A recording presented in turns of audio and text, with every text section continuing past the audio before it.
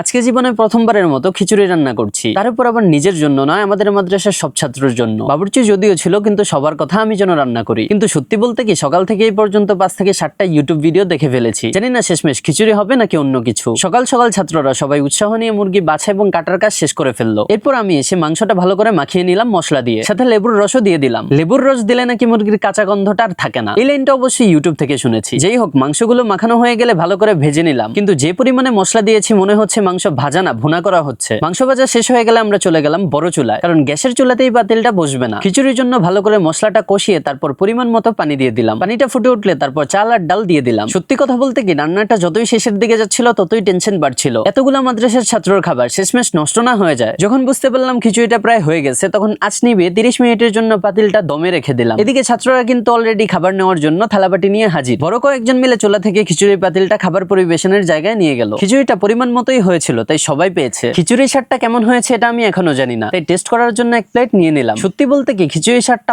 অসাধারণ হয়েছে এটা বলবো না, তবে মোটেও খারাপ হয়নি। আলহামদুলিল্লাহ, বেশ ভালো হয়েছে।